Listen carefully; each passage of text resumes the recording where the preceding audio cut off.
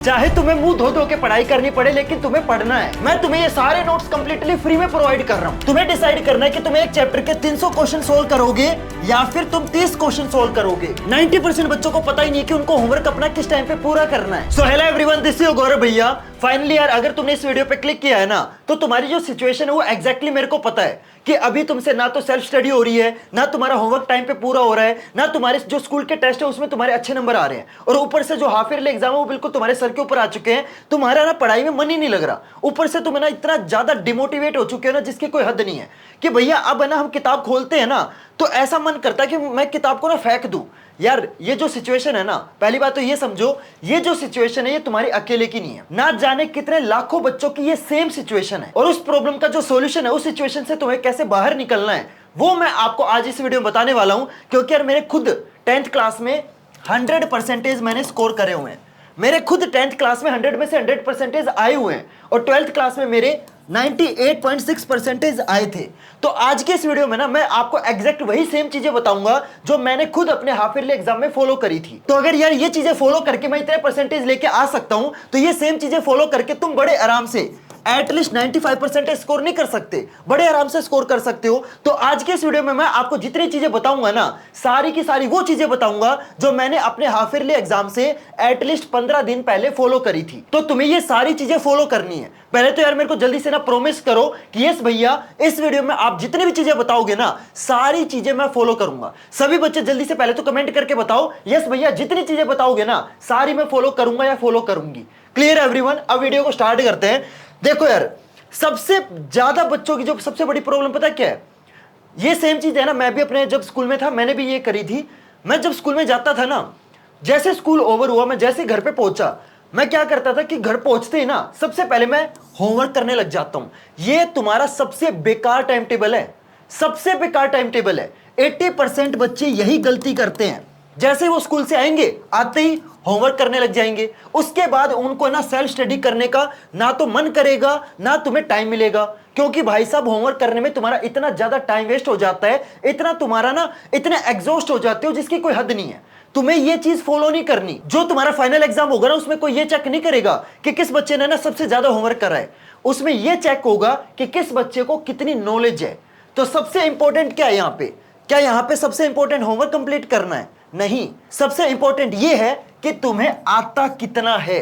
समझ रहे हो? अगर तुम्हें आता है ना, देखो मैं ये नहीं बोल रहा कि होमवर्क छोड़ दो, मैं ये नहीं बोल रहा, मैं ये बोल रहा हूं कि सबसे पहले ये चेक करो कि तुम्हारी प्रायोरिटी क्या है। जो तुम्हारी हाईएस्ट प्रायोरिटी है ना, सबसे पहले तुम्हें उसको करना है। क्या होमवर्क तुम्हारी हाईएस्ट प्रायोरिटी है? नहीं। समझ रहे हो? तो आते ही तुम्हें क्या करना है? आते ही तुम्हें सेल्फ स्टडी करनी है पहले। समझ रहे हो मेरी बात? आते ही है ना होमवर्क कंप्लीट करने मत लग जाया करो। अब तुम्हें पढ़ना कैसे है वो मैं आपको बताता हूं। तो आते ही जैसे तुम है ना स्कूल से आओगे, सबसे पहले तो यार देखो फ्रेश होना है, ठीक है? फ्रेश अप हो जाओ। अगर तुमने लंच करना है तो लंच भी कर सकते हो, ठीक है? सबसे पहले तो ये करना है, थोड़ा सा रेस्ट ले लो, क्योंकि भाई स्कूल में तुम ऑलरेडी 5-6 घंटे बिता के आ चुके हो, ठीक है? तो पहले तुम रेस्ट ले सकते हो, लंच कर सकते हो, फ्रेश हो सकते हो, ठीक है? उसके बाद सेल्फ स्टडी के लिए टाइम निकालना है। भैया कितना टाइम निकालना है? तुम्हें एटलीस्ट 1 घंटा तो निकालना ही निकालना है। अब देखो मैं आपको पूरा ना टाइम टेबल बताता हूं, ध्यान से समझना।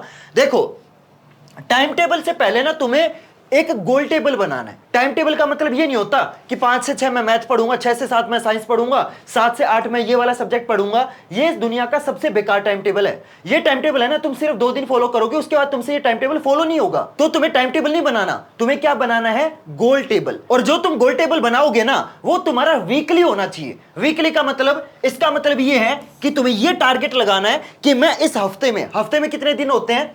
7 डेज होते हैं, ठीक है? तो एक आपका संडे हो गया, ठीक है? संडे को तुम्हारी छुट्टी होती है, तो बच गए तुम्हारे 6 दिन। अब 6 दिन में तुम्हें यह टारगेट लेना है कि मेरे को 6 दिन के अंदर हर सब्जेक्ट के कितने चैप्टर करने हैं? 2 चैप्टर करने हैं।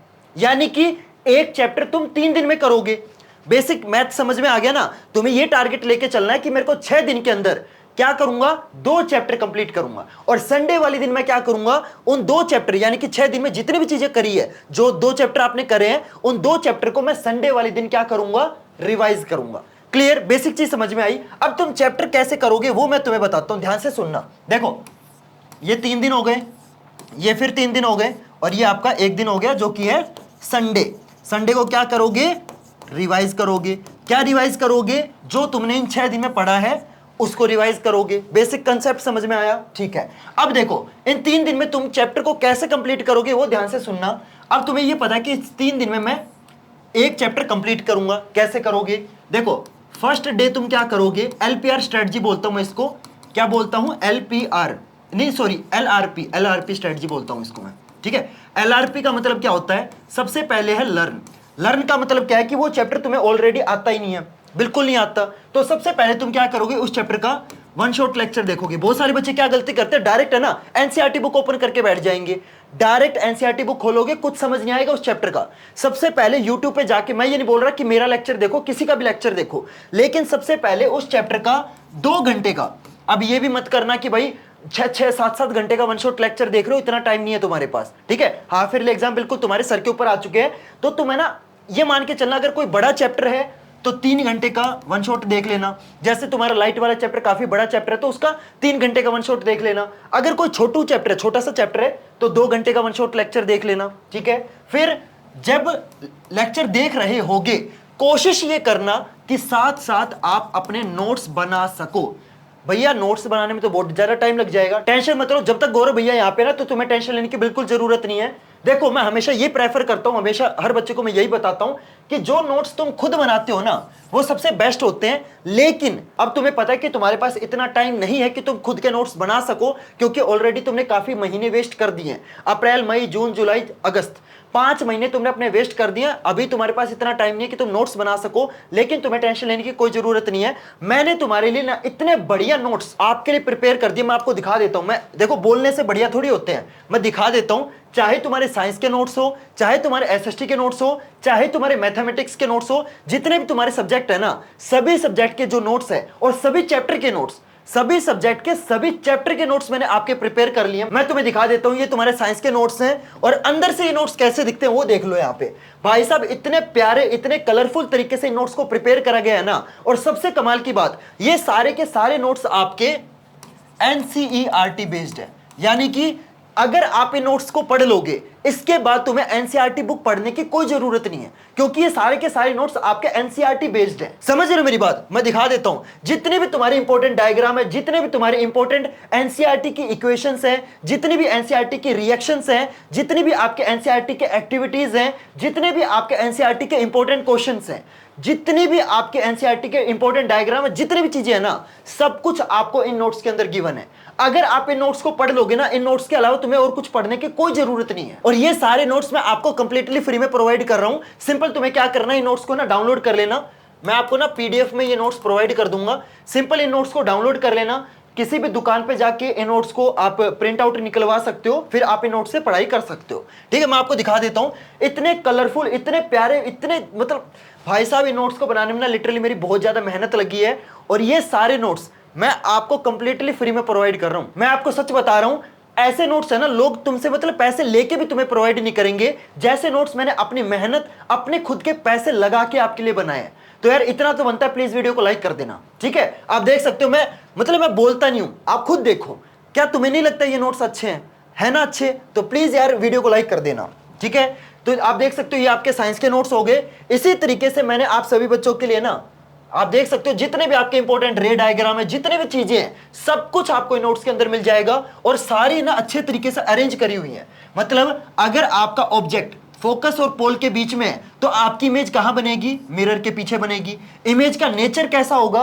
वर्चुअल होगा, इरेक्ट होगा। इमेज का साइज कैसा होगा? बड़ा होगा। सब कुछ है ना अच्छी तरीके से इसमें अरेंज करा हुआ है, ताकि आपको ना हर चीज बहुत ही सिंपल तरीके से समझ में आ जाए। तुम्हें सब कुछ इन नोट्स के अंदर मिल जाएगा। और तुम्हारे सिर्फ साइंस के नहीं, तुम्हारे एसएसटी के भी मैंने आपके नोट्स रेडी कर दिए हैं। चाहे तुम्हारे एसएसटी के जितने भी आपके इंपॉर्टेंट डेट्स है, बहुत सारे बच्चों को ना डेट्स के अंदर बहुत ज्यादा कंफ्यूजन होती है, क्योंकि जब आप है ना एनसीईआरटी बुक के अंदर डेट्स ढूंढोगे ना, तो बार बार आपको ना एनसीईआरटी के पेज पलटने पड़ेंगे, क्योंकि अलग पेज पे अलग इंपॉर्टेंट डेट्स गिवन है और किसी और पेज पे अलग डेट्स गिवन है। लेकिन मैंने आपके लिए ना एक ऐसी पीडीएफ रेडी कर दी है जिसके अंदर आपके जितने भी इंपॉर्टेंट डेट्स है ना, सारी की सारी डेट्स आपके क्रोनोलॉजिकल ऑर्डर में आपके अरेंज कर दी है। यानी कि सबसे पहले ये चीज हुई थी, ये कब हुई थी उसकी डेट लिखी हुई है। दूसरी चीज कब हुई थी उसकी डेट लिखी हुई है। तो सारी चीजें ना आपको अच्छे तरीके से अरेंज करी हुई मिल जाएगी। और ये पीडीएफ भी मैं आपको कंप्लीटली फ्री में प्रोवाइड कर रहा हूं। और सिर्फ डेट्स वाली पीडीएफ नहीं, जितने भी आपके एसएसटी के अंदर इंपॉर्टेंट मैप है, क्योंकि आपको पता है आपके पेपर के अंदर एक 5 नंबर का मैप वाला क्वेश्चन पक्का आना ही आना है। तो जितने भी आपके एसएसटी के अंदर इंपॉर्टेंट मैप है ना, सारे मैप मैंने एक ही पीडीएफ के अंदर अच्छे से अरेंज कर दिए हैं। ये पीडीएफ भी आपको मैं कंप्लीटली फ्री में दे दूंगा। आपको मैं दिखा देता हूं, ये आपकी डेट्स वाली पीडीएफ आप देख सकते हो। और ये सारी की सारी जितनी भी पीडीएफ है ना, ये आपकी चैप्टर वाइज है। यानी कि सेकंड चैप्टर जो कि आपका नेशनलिज्म इन इंडिया वाला चैप्टर है, इस चैप्टर के अंदर सबसे पहले क्या हुआ, ये कब हुआ, फिर इसके बाद क्या हुआ, ये कब हुआ, सारी चीजें आपकी चैप्टर वाइज और क्रोनोलॉजिकल ऑर्डर में आपकी अरेंज है। यानी कि सबसे पहले ये हुआ, फिर इसके बाद ये हुआ, फिर इसके बाद ये हुआ। तो सारी चीजें ना आपकी सीक्वेंस में अरेंज करी हुई है और सारी चीजें आपको चैप्टर वाइज मिल जाएगी। तो ये पीडीएफ भी आपको कंप्लीटली फ्री में मैं आपको प्रोवाइड कर दूंगा, ठीक है। इसी तरीके से जितने भी आपके इंपॉर्टेंट मैप हैं, सारे मैप की मैंने एक पीडीएफ रेडी कर ली है। जैसे ये आपके ऑयल फील्ड वाले मैप है, ये आपके कांग्रेस सेशन वाले मैप है। और सिर्फ इतना नहीं, हर लोकेशन का जो स्टेट है वो भी आपका मेंशन किया हुआ है कि भाई जो नागपुर है ये आपका महाराष्ट्र के अंदर है, कलकत्ता आपका वेस्ट बंगाल के अंदर है, मद्रास आपका तमिलनाडु के अंदर है। क्योंकि आपको पता है मैप वाले क्वेश्चन में ना कई बार आपसे स्टेट भी पूछ लेता है। तो सारी चीजें आपको इस पीडीएफ में मिल जाएगी। तो इसके अंदर आपको सारे मैप मिल जाएंगे। और सिर्फ मैप नहीं, मैंने आपके लिए एसएसटी के जितने भी आपके चैप्टर है ना, सभी चैप्टर के ऐसे नोट्स रेडी किए हैं। क्योंकि देखो यार, एसएसटी में ना बहुत सारे लोग पता आपको क्या बोलेंगे कि बेटा सबसे पहले ना एनसीईआरटी बुक पढ़ ले। और मैं तुम्हें एक चीज बताऊं, जब तुम एसएसटी की एनसीईआरटी बुक पढ़ने जाओगे ना, मैं तुम्हें गारंटी दे रहा हूं, तुम्हें लिटरली एक भी वर्ड समझ नहीं आएगा। तुमसे ना एक पेज भी नहीं पढ़ा जाएगा। एक पेज पढ़ोगे तुम इतने ज्यादा बोर हो जाओगे जिसकी कोई हद नहीं है। क्योंकि यार मैंने खुद ये चीज ट्राई करी है। एसएसटी की जो एनसीईआरटी बुक है ना, वो इतनी बोरिंग है ना, इतनी ज्यादा बोरिंग है, मतलब मैं क्या ही बताऊं। तो इसी प्रॉब्लम को सोल्व करने के लिए मैंने आपके लिए ना एसएसटी के ऐसे नोट्स मैंने आपके लिए रेडी किए हैं, जिसके अंदर है ना सारी चीजें आपको पॉइंट वाइज मिलेगी। और हर चीज है ना आपकी एक स्टोरी लाइन में चल रही है। यानी कि जब आप इन नोट्स को पढ़ोगे ना, तो आपको ऐसे लगेगा ही नहीं कि आप एक चैप्टर को पढ़ रहे हो। आपको ऐसे लगेगा कि यार मैं ना एक स्टोरी पढ़ रहा हूं। तुम्हें सारी चीजें इतने प्यारे तरीके से समझ आएगी कि मैं तुम्हें क्या ही बताऊं। और इन नोट्स के अंदर है ना एक और चीज गिवन है। क्या गिवन है? देखो, जब आप है ना कोई भी चीज पढ़ते हो ना एसएसटी की बुक के अंदर, या कोई भी एनसीईआरटी बुक जब पढ़ते हो, तो उसके अंदर आप नोटिस करना कि कोई वर्ड ऐसा होता है जिसका मीनिंग आपको पता नहीं होता। तो इसके अंदर है ना मैंने ये प्रॉब्लम भी आपके सोल्व कर दी है। जितने भी आपके मुश्किल वर्ड है ना, उनका जो हिंदी मीनिंग है वो भी मैंने आपका यहाँ पे बराबर में लिखा हुआ है। आप देख सकते हो, यहाँ पे लिखा हुआ है, यहाँ पे लिखा हुआ है। अब बहुत सारे बच्चे होंगे जिनको ना अबंडेंट का मीनिंग पता नहीं होगा, लेकिन आपको ना बार बार गूगल करने की कोई जरूरत नहीं है। सिंपल अबंडेंट का जो मीनिंग है विशाल, यानी कि बड़ा। तो यहाँ पे जितने भी आपके मुश्किल वर्ड होते हैं ना, सभी मुश्किल वर्ड का जो मीनिंग है वो यहाँ पे बराबर में लिखा हुआ है, ताकि आप ना उस चीज को बहुत ही इजी तरीके से समझ सको। तो देख सकते हो यार, मैंने आपके लिए ना इतने प्यारे नोट्स रेडी किए हैं। और ये सारे नोट्स मैं आपको कंप्लीटली फ्री में प्रोवाइड कर रहा हूं। नहीं, फ्री में प्रोवाइड नहीं करूंगा, नहीं फ्री में नहीं दूंगा भाई, बहुत मेहनत लगी है।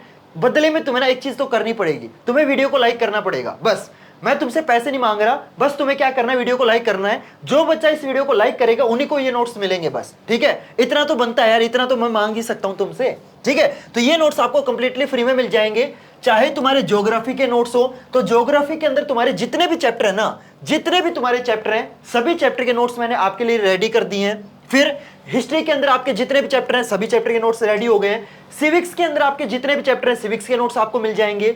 उसी तरीके से इकोनॉमिक्स में आपके जितने भी चैप्टर हैं, सभी चैप्टर के नोट्स भी मैंने आपके लिए रेडी कर लिए हैं। Clear everyone? अब भैया ये नोट्स हमें मिलेंगे कहां पे? ये नोट्स मिलेंगे तुम्हें मेरे टेलीग्राम चैनल पर। टेलीग्राम चैनल का जो नाम है वो आप देख सकते हो, क्या है? गौरव भैया क्लास 10th आर्मी।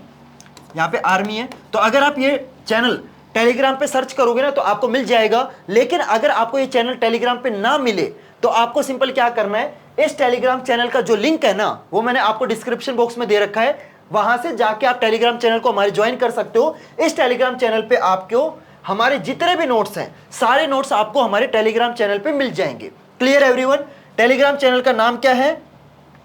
गौरव भैया क्लास 10th आर्मी। सर्च कर लेना। अगर सर्च करने से ना मिले, तो टेलीग्राम चैनल का जो लिंक है ना, वो मैं कमेंट्स में पिन भी कर दूंगा।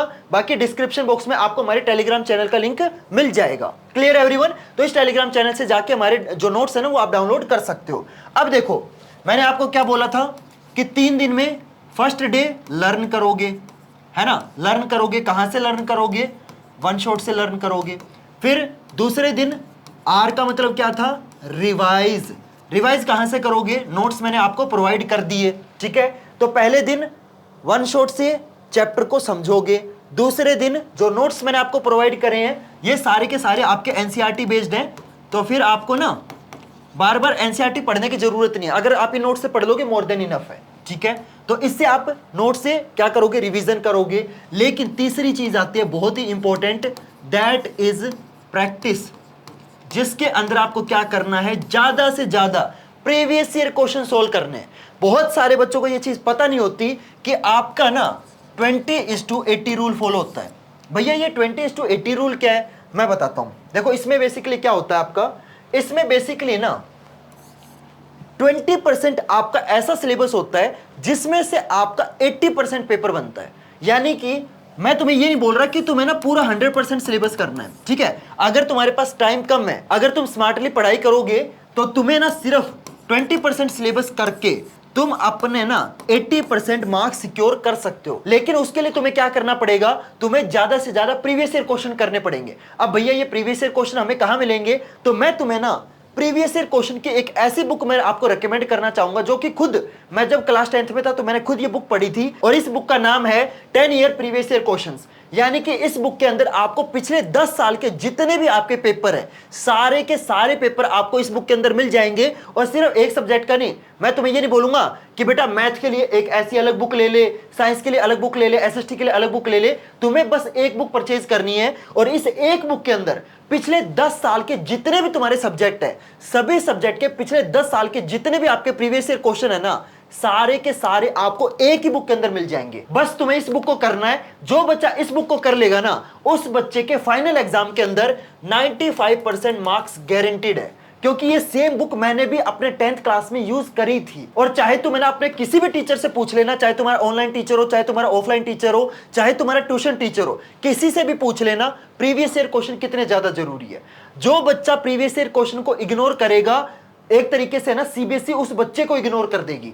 प्रीवियस ईयर क्वेश्चन आपके बहुत ज्यादा इंपॉर्टेंट है। तुम्हारे फाइनल पेपर में एनसीईआरटी में से इतने क्वेश्चन नहीं आते जितने क्वेश्चन तुम्हारे इस बुक में से आएंगे, क्योंकि इस बुक के अंदर एक तरीके से तुम्हारा पूरा पेपर इस अकेली बुक में से बनेगा। तो तुम्हें मैं ये नहीं बोल रहा कि तुम 10 किताबें करो, तुम्हें आर.डी. शर्मा करने की कोई जरूरत नहीं है, तुम्हें मतलब कुछ मत करो। अगर तुमने इस एक बुक को सोल्व कर लिया, सिर्फ इस एक बुक को, इस एक बुक के अंदर तुम्हारे सारे सब्जेक्ट गिवन है। सोच के देखो, अगर तुमने सिर्फ इस एक बुक को कर लिया ना, तो तुम्हारे सारे सब्जेक्ट में 100 में से 100 मार्क्स आएंगे।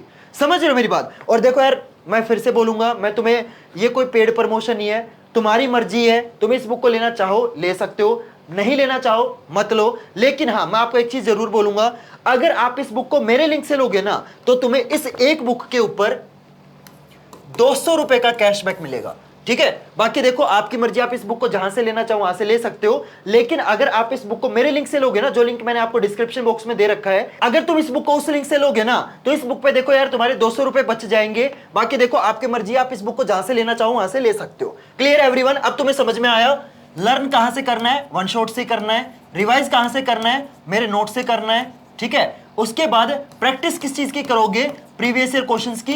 प्रीवियस ईयर क्वेश्चन कहां से करोगे, इस बुक से करोगे। इस बुक को परचेज करने का जो लिंक है वो मैंने आपको डिस्क्रिप्शन बॉक्स में दे रखा है। क्लियर एवरीवन, ये समझ में आया। अब मैं तुम्हें ना एक बहुत ही तगड़ी चीज बताता हूं, जो कि तुम्हें लिटरली इस पूरी दुनिया में कोई नहीं बताएगा। जो चीज मैं अभी बताने वाला हूं ना, ये चीज सिर्फ मैंने अपने 10th क्लास में करी थी। ये मेरी खुद की चीज है, ये मतलब कोई बता ही नहीं सकता ना ये, क्योंकि ये मैंने खुद डिस्कवर करी है।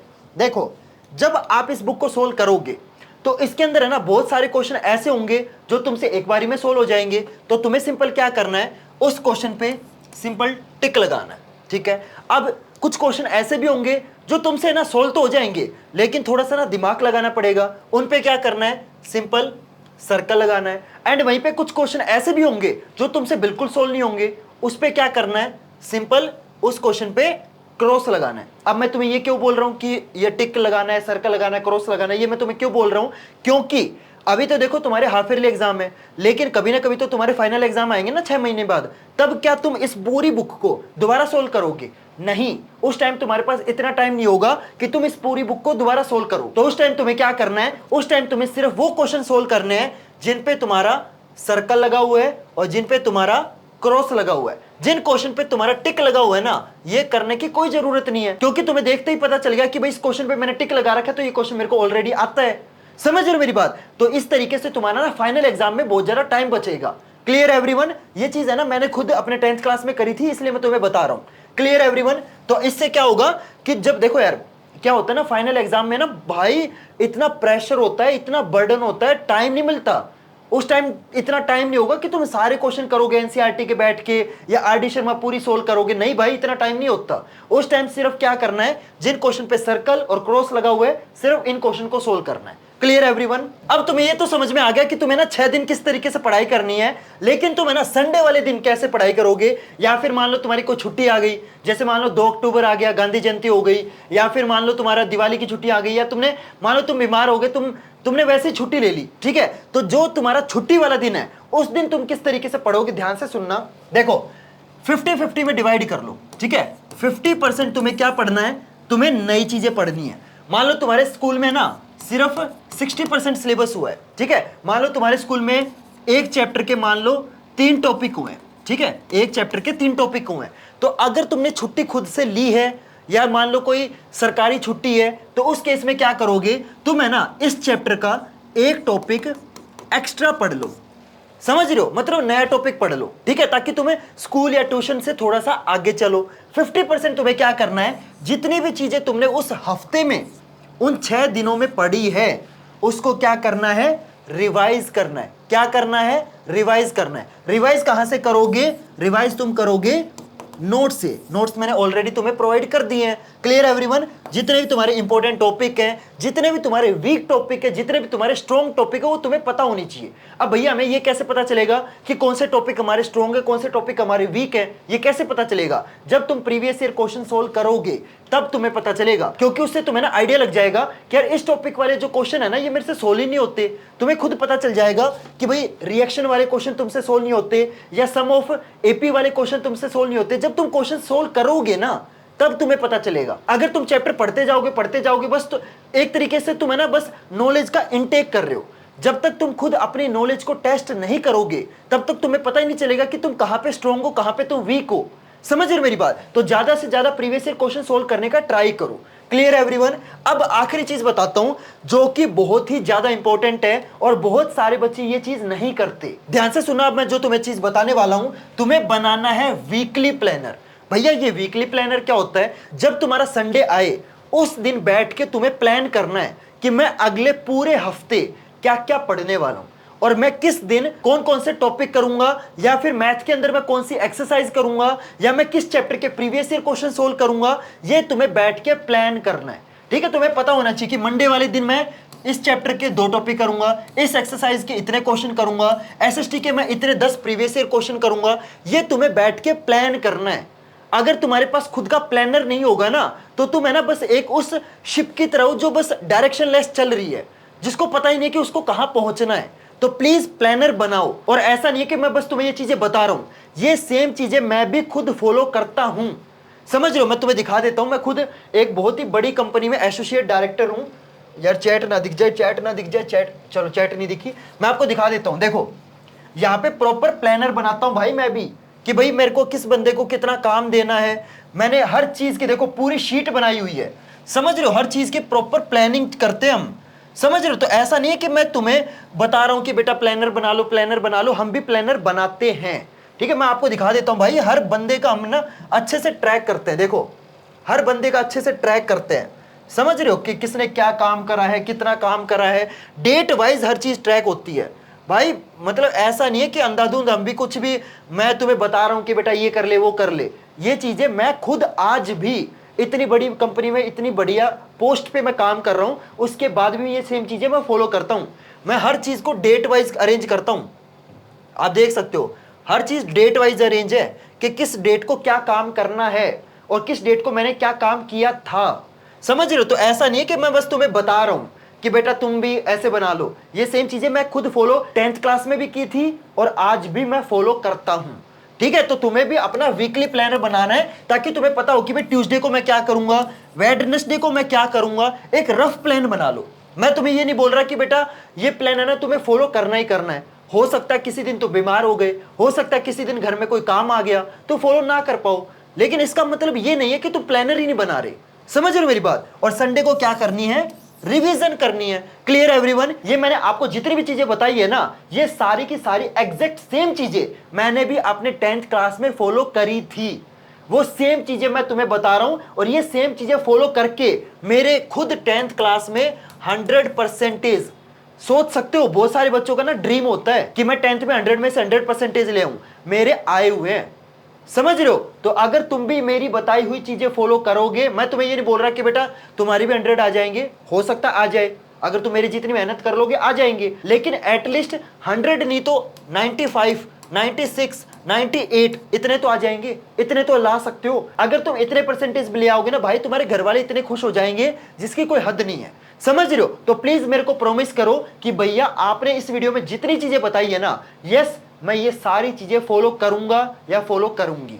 Clear everyone? होप करता हूं आपको सारी चीजें अच्छे से समझ में आ गई होगी। अगर आपको नोट्स डाउनलोड करने हैं तो नोट्स आपको कहां मिलेंगे? नोट्स आपको मिलेंगे मेरे टेलीग्राम चैनल पर। टेलीग्राम चैनल का नाम है गौरव भैया क्लास 10th आर्मी। वैसे इस टेलीग्राम चैनल का जो लिंक है ना, वो मैंने आपको डिस्क्रिप्शन बॉक्स में दे रखा है। Clear everyone? होप करता हूं आपको सारी चीजें अच्छे से समझ में आ गई। अगर सारी चीजें अच्छे से समझ में आई तो प्लीज यार वीडियो को लाइक कर देना, चैनल को सब्सक्राइब जरूर करना। तो चलो गाइज, मिलते हैं फिर अगली वीडियो में नए टॉपिक के साथ। तब तक के लिए good bye and have a nice day.